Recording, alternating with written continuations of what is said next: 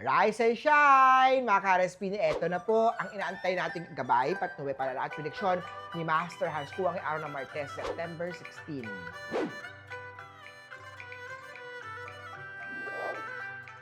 Simulan natin sa mga pinanganak ng Year of the Rat. Hindi lahat na nagpapakita ng concern ay may hidden agenda.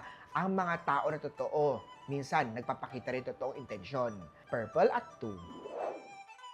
Ox naman tayo, keep your things tidy, lalo na sa kusina, para hindi ito kapitan ng mga bacteria or germs.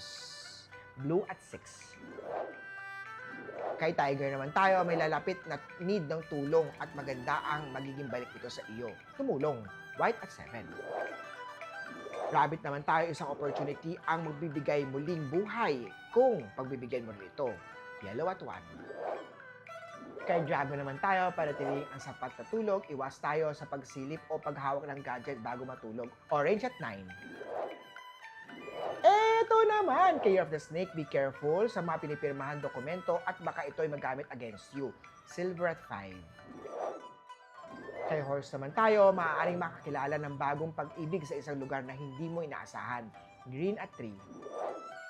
Kay Goat naman, you will be rewarded kung lagi ka magiging consistent. Gray at 8. Sa mga Year of the Monkey naman, maintain good hygiene lalo na sa sapatos at paa. Red at 4. Sa mga Year of the Rooster, usapang career, this is a good time para ayusin ang mga files, record, or portfolio bago may ma-misplace na importanteng dokumento sa isang mahalagang presentation. 6 at gold. Kay Dog naman tayo, verify and vouch muna bago tanggapin ang mga alok na investment idea para sa'yo. Paraan din ito para maproteksyonan ang perang pinag-ipunan. Purple at 7. At syempre, hindi papahuli ang mga Year of the Pig. May new learnings opportunity na darating. Ito ang magiging susi sa tagumpay mo. Yellow at 9.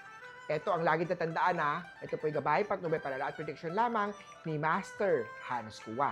Nasa inyong mga kamera sa lalay ang inyong tagumpay. Kaya always tayo maging positive at i-claim ang mga swerte mga ka-RSP. Ito muli si Master Hans Kuwa para sa Rise and Shine Pilipinas.